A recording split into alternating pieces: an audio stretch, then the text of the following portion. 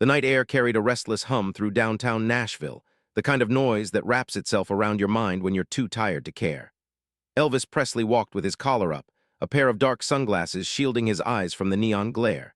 He moved like a man trying to disappear inside himself, slipping between laughter and traffic, between his past and a silence that fame never could fill. He had just left the studio after hours of forced takes, every note polished, every smile practiced. Lately, he couldn't shake the feeling that something in him had gone missing. The applause had grown louder, yet the music inside had turned faint, like a radio station losing its signal. Then it happened, a sound, sharp as lightning through the noise. A voice echoing down the street, alive and unrestrained, cutting through the static of the city. Someone was singing Jailhouse Rock, his song, but not the way he used to sing it. This version was raw, imperfect, pulsing with something dangerously real. Elvis stopped walking. The rhythm hit him first, then the emotion, and suddenly he wasn't the king of rock and roll anymore. He was just a man standing still, listening to the heartbeat of his own creation, returned to him in a stranger's voice. He turned toward the sound, his body moving before his mind caught up. Every syllable carried a kind of rebellion he hadn't felt in years. Whoever this performer was, he wasn't imitating Elvis, he was channeling something deeper. The grit, the soul, the hunger that used to live in every note Elvis once sang before the cameras, before the money, before the myth. For the first time in a long time, Elvis felt small again, almost humbled, like a kid sneaking into a church just to listen to the choir through the door. A flicker of jealousy mixed with admiration. He remembered the first time he'd sung that same song at Sun's studio, young, wild, and unafraid. Back then, the music had come from a place so pure he didn't even understand it. But now, hearing it on the street, stripped of all the glamour, he realized how far he'd drifted from that feeling. He adjusted his glasses, hoping no one would notice the recognition softening his face. Around him, people were gathering near the source of the sound, their laughter and chatter blending with the pulse of the song. Elvis stayed back in the shadows, hidden among them, watching as if the moment belonged to someone else. There was something strangely healing about hearing his music come from another man's soul. The singer's voice cracked on a high note, and instead of ruining it, that imperfection made the moment perfect. Elvis's chest tightened. For years, he'd chased perfection, shaped by producers and expectations. But this was life. This was why music had once set his heart on fire. He closed his eyes for a brief second, letting the voice fill the emptiness inside him that fame had never managed to quiet. He smiled to himself, the faintest, most human smile, not the rehearsed one fans knew, but the kind that comes when something forgotten suddenly finds its way home. The street performer hit the final chorus with reckless abandon, his voice tearing through the night, unapologetic and pure. People clapped and whistled, coins clinking against the open guitar case. Elvis lingered at the corner unseen, the ghost of a man rediscovering his own spirit in the unlikeliest of places. For the first time in months, maybe years, he didn't feel famous. He just felt alive again. The crowd outside Tootsie's Orchid Lounge was small at first, just a handful of regulars who stopped on their way home from work, drawn in by the rhythm bouncing off the brick walls. The sound didn't come from the bar, but from the man standing just beyond its neon glow, a street performer named Eddie Monroe. 28 years old, though he looked a decade older, his skin was weathered from sun and struggle. His guitar bore the marks of hard years and harder songs, scratches running across its body like scars, a missing tuning peg replaced by a bent nail, and a faded sticker that once read Memphis Blues Revival. His boots were split at the seams, laces mismatched, soles barely hanging on. Yet when he played, none of that mattered. Eddie's music didn't ask for sympathy. It demanded attention. He sang Jailhouse Rock as if the song had never belonged to anyone before him. His fingers moved with rough confidence, sliding over the strings, finding notes through instinct rather than precision. There was no attempt to mimic Elvis Presley's famous growl, no effort to copy the swagger. Eddie sang it like a confession, a man barring his rebellion and heartbreak in the same breath. His voice cracked in places, rasped in others, but those imperfections made every word feel truer, like pain pressed into melody. Heat clung to the night like a second skin. Streetlights flickered, turning the air golden and heavy. A group of tourists gathered, phones in hand, but even they seemed subdued, caught in the gravity of the sound. Eddie's rhythm wasn't polished, it was alive. Each chord landed with grit and purpose. When he hit the chorus, his boot tapped hard against the sidewalk, dust rising with every beat. The city moved around him, traffic, chatter, distant laughter, but none of it could touch the small orbit he created. He wasn't performing for money or attention. He was surviving. Somewhere beyond the crowd, a tall man stood still. He wore dark glasses despite the evening light and a jacket that didn't quite fit the season. He leaned quietly against a lamppost, his posture unassuming, but his presence carried an invisible weight. Elvis Presley watched unseen. He'd heard plenty of men try to sing his songs before, but this was different. Eddie wasn't imitating the king of rock and roll. He was resurrecting him, or rather, the part of Elvis that fame had buried. The part that used to sing because he had to, not because the world expected it. Eddie's voice carried a kind of desperation that only comes from living without safety nets. Between verses, his eyes flickered toward the open guitar case at his feet, a few crumpled bills, a handful of coins, the day's proof that he still existed. But when he sang, you could feel something unbreakable in him. Each note was soaked in honesty, the kind that couldn't be rehearsed or faked. There was no stage, no band, no spotlights. Just a man, his instrument, and a truth too heavy to hold inside. Elvis could see himself in that truth, not the icon in gold lame, not the figure in flashbulbs and headlines, but the boy from Tupelo with a borrowed guitar and a trembling dream. He remembered what it felt like to play for nobody, to hope someone would stop long enough to listen. As he watched, a strange tension pulled at his chest, admiration tangled with shame. The way Eddie's voice cracked on a line felt like a reflection of his own forgotten hunger. It was as if the song had traveled through time, shedding all its fame and polish, returning to its rawest form. Every sound from Eddie's guitar told a story. The twang of an old string that refused to stay in tune, the buzz of a loose fret, the uneven rhythm that somehow felt perfectly human. It wasn't music designed for record labels or radio play. It was the kind that bled from the fingers of a man who had run out of ways to ask life for mercy. His lyrics weren't words anymore, they were proof he was still fighting. And the people listening, whether they realized it or not, could feel it too. The more Elvis listened, the less he cared about the disguise. He lowered his glasses slightly, his eyes following every movement of the performer.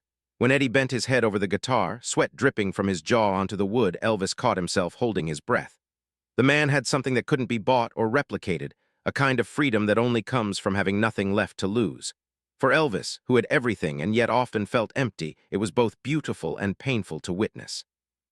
A child tugged at her mother's arm, pointing at the singer. "Mama, he sounds like that man on the radio." The mother smiled softly but didn't correct her. She just nodded and said, "He sounds even better, baby." Elvis heard it, and the words cut deep, not with bitterness but with truth. This wasn't about being better or worse. It was about being real. Somewhere along the way, Elvis had become a legend, but legends don't bleed. Eddie still did. When Eddie reached the bridge of the song, his voice lifted, soaring with a kind of reckless joy that cracked through the warm night air. The crowd swayed, clapping on beat, their voices joining in. Elvis found himself humming along under his breath, quietly, almost reverently. The performer had no idea who stood just yards away, watching, remembering, learning. For now, the world had inverted. The street singer was the teacher, and the king was the student rediscovering his fire. The final chord rang out and lingered, trembling in the humid air. Eddie let it fade naturally, his hand hovering over the strings before resting on the worn wood. He gave a small, shy nod to the people around him, and a ripple of applause followed. Bills fluttered into his guitar case. Someone shouted, "You sound just like Elvis, man." Eddie grinned but shook his head. "Nah," he said softly, half to himself. "I sound like me." Elvis smiled in the shadows, a quiet pride swelling in his chest. The street performer didn't know it yet, but he'd just awakened something in the king that no stadium crowd ever could. The music was alive again, not the industry version, not the rehearsed perfection, but the kind that starts with dirt under your nails and ends with something holy. Elvis took a slow breath, eyes never leaving the man with the guitar. For the first time in a long while, he wasn't looking for adoration.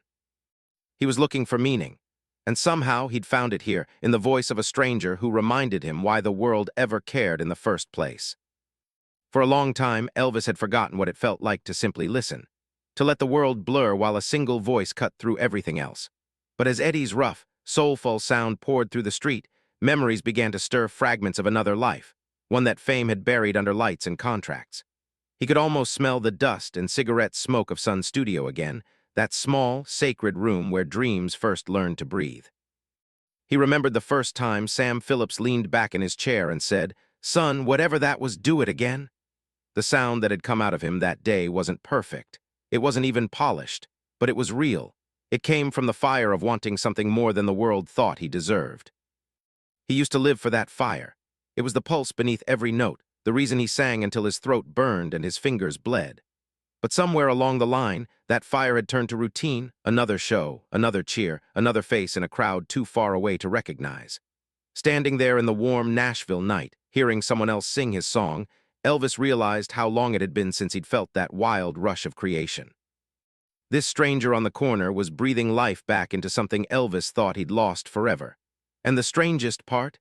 It hurt in the best possible way. He closed his eyes and saw flashes, the screams of girls at his first concert, the nervous grin he'd tried to hide behind his guitar, the way his mother's hands shook when she held his first gold record.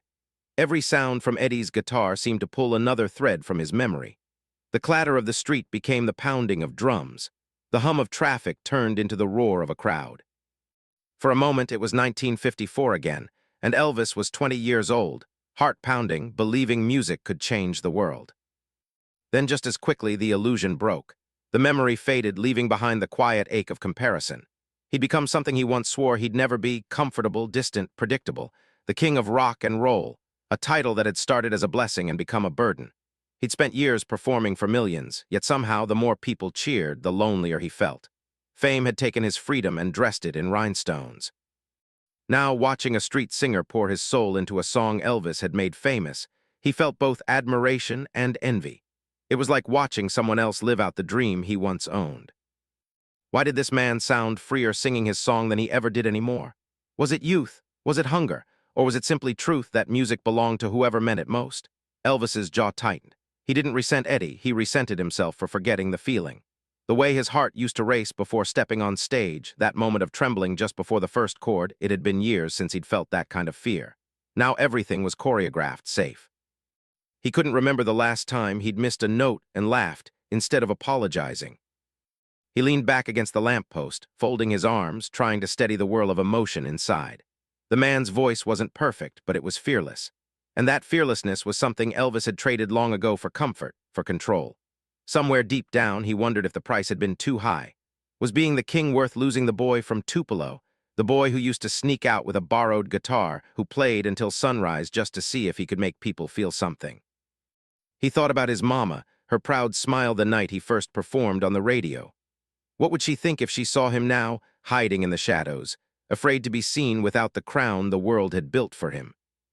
The next note from Eddie's guitar snapped him back. It wasn't flawless, but it was alive.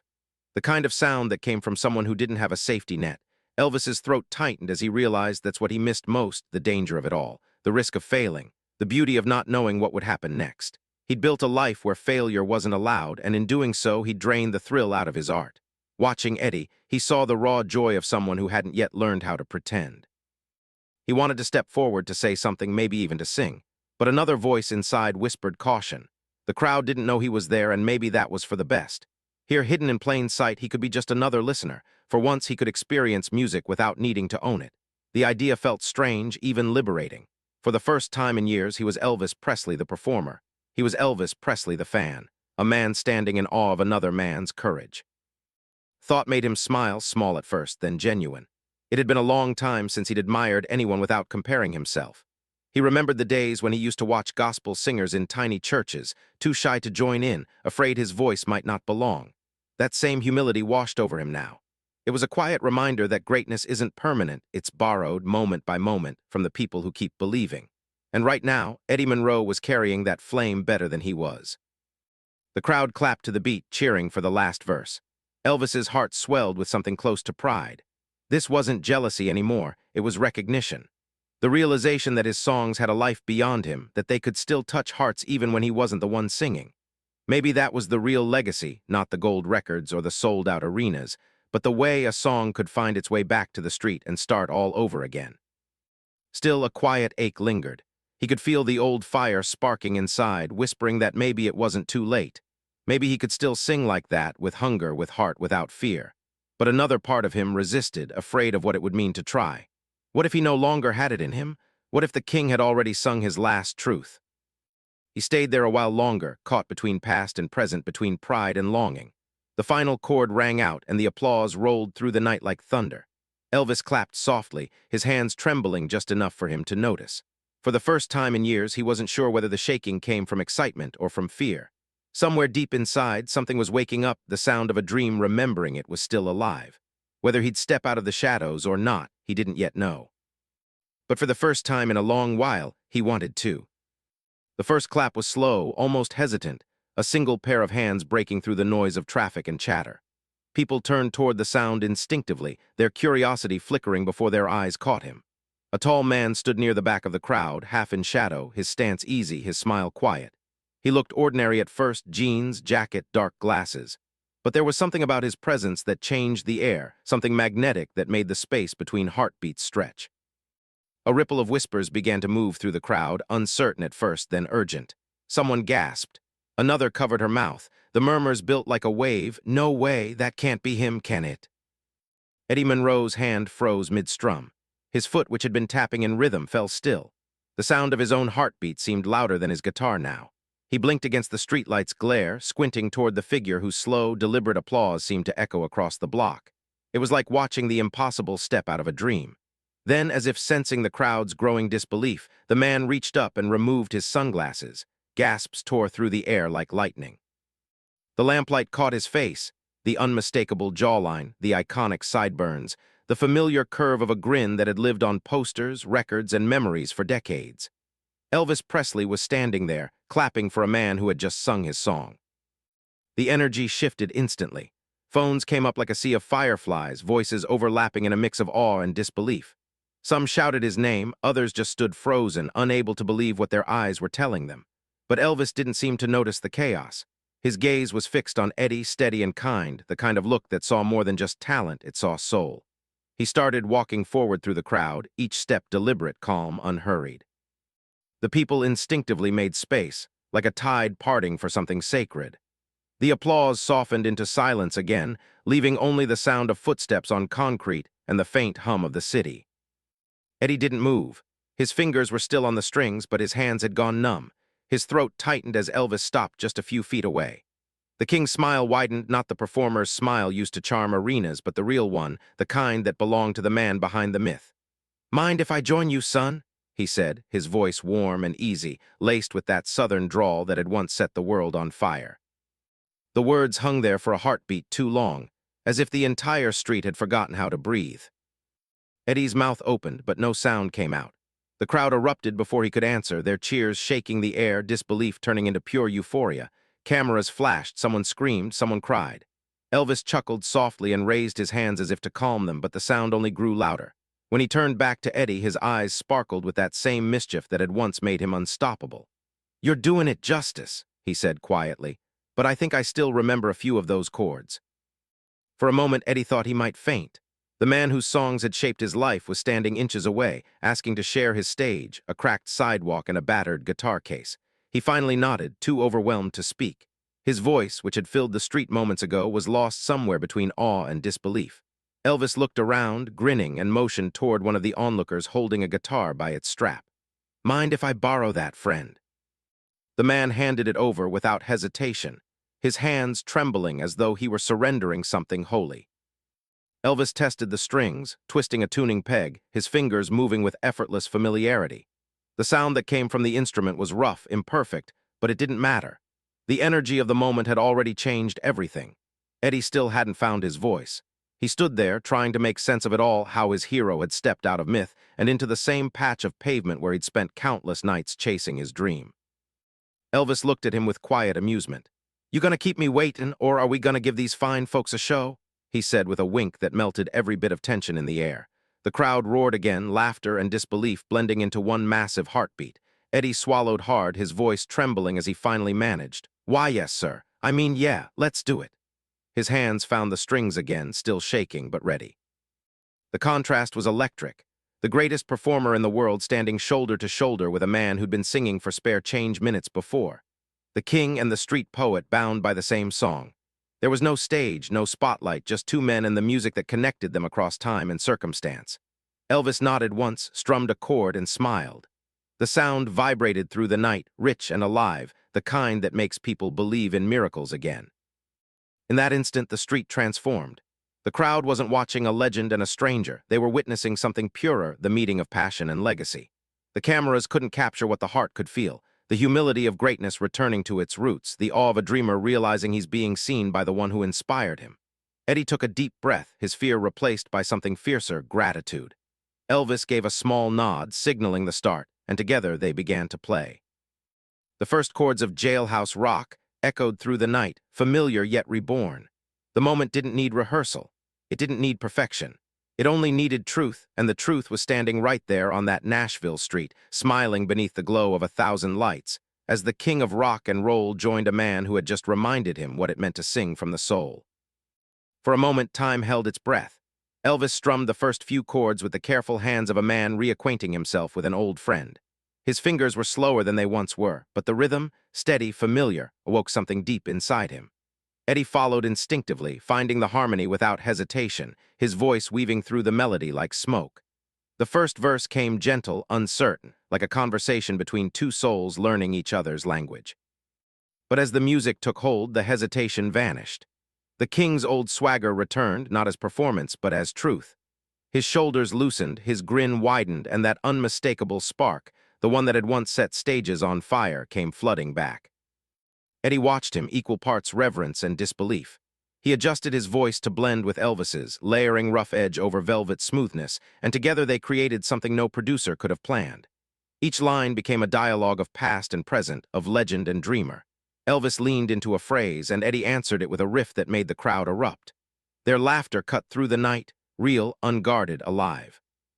Around them, phones flashed, but even the glow of 100 screens couldn't compete with the light in their faces. Cars slowed to a stop at the intersection. Taxi drivers leaned out their windows. A woman in her 60s clutched her chest, whispering that she never thought she'd see this again. The city itself seemed to hush, as if every sound outside the circle of that performance knew better than to intrude.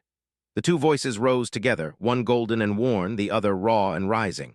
They traded verses, pushed each other higher, and for 4 breathtaking minutes there was no hierarchy, only harmony.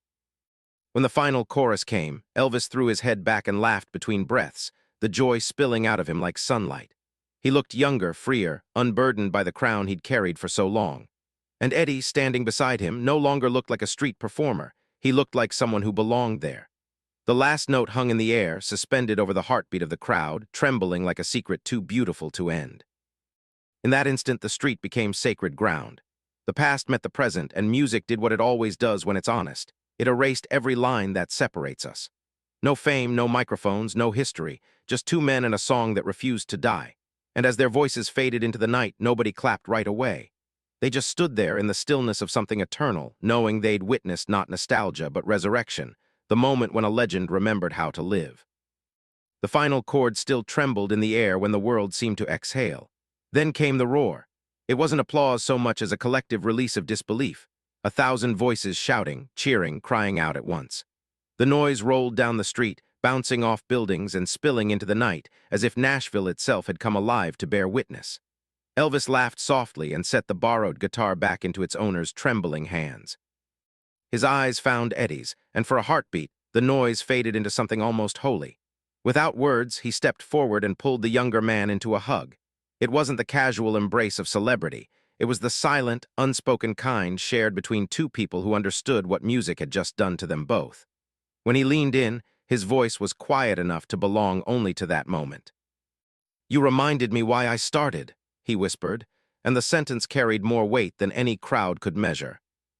Eddie froze, the smell of leather, sweat, and cologne mixed with the faint hum of electricity in the air. He couldn't move, couldn't speak. He just felt it, that rare collision between fate and miracle.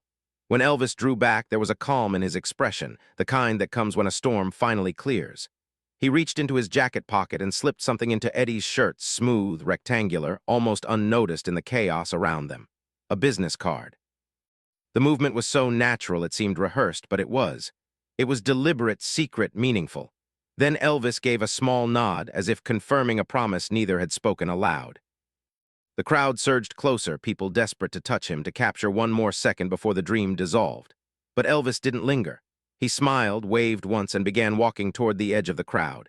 His bodyguards hadn't caught up yet. The cameras were still flashing, voices calling his name like prayers. And yet somehow he moved through it untouched, serene, steady, human. The people parted for him instinctively. There was no royal procession, no spotlight. Just the king of rock and roll disappearing into the hum of a city that suddenly seemed too small to hold him. The neon lights stretched across his back like fatting halos, and within moments he was gone.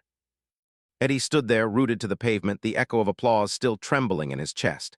It all felt unreal, the sound, the touch, the words still ringing in his ears. Around him, strangers clapped him on the shoulder, their excitement spilling over. "Man, you just played with Elvis!" Someone shouted, laughter breaking through tears.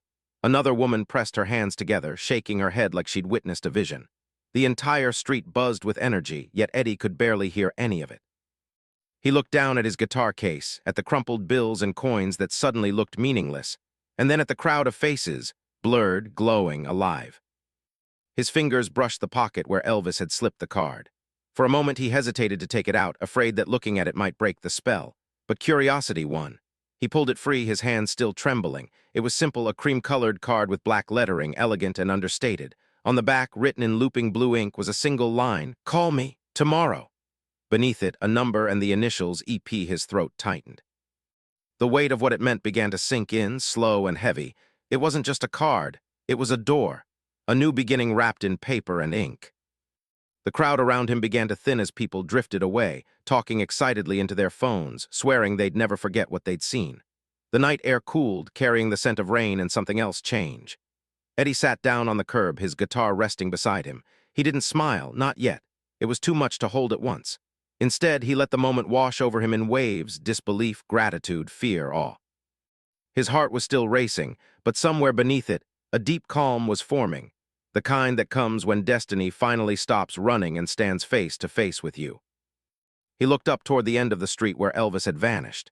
The city lights blurred, bending into halos. For years, he had played for tips, for attention, for scraps of validation. But tonight wasn't about any of that. Tonight, he'd played for something bigger, something pure. He didn't need to check his phone or tell anyone. He didn't even need to call the number just yet. What mattered was the truth sitting quietly inside him. He had been seen. Not by a fan, not by a stranger, but by the man whose music had built the foundation of his dream. The noise had faded now. Only a few stragglers lingered, replaying what they'd witnessed in hushed tones.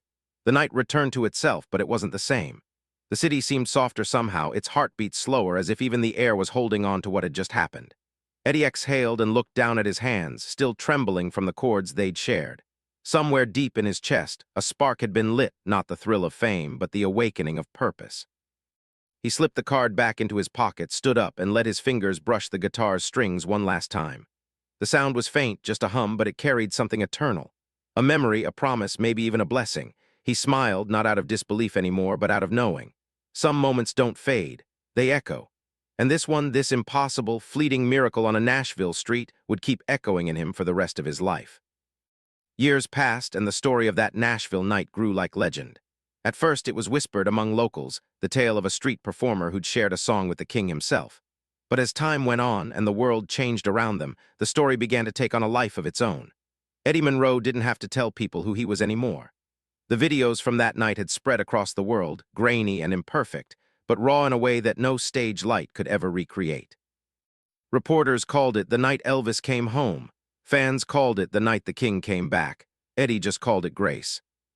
He never used that word lightly, because no matter how many records he sold or how many sold-out shows he played, he knew everything he'd become started on that cracked stretch of pavement outside Tootsie's Orchid Lounge. The record deals, the awards, the interviews, they all came later. But the real turning point had been a single look, a few quiet words, and the feeling of a hand on his shoulder that said, without needing to say it, "You belong." In the years that followed, Eddie carried that feeling with him into every performance. His sound evolved, blending classic rockabilly with something earthier, something human. Critics said he had the soul of an old record and the edge of something new. But those who knew the story understood what it really was, the echo of that night, still vibrating through him. He'd found his voice that evening not by being noticed, but by being seen, and that made all the difference. Every year on the same night, Eddie returned to that corner in downtown Nashville. No stage, no lights, no promotion, just him, his old guitar, and whoever happened to wander by. He never announced it, the people always found out anyway. Locals would start to gather hours before, the crowd stretching down the block by sundown.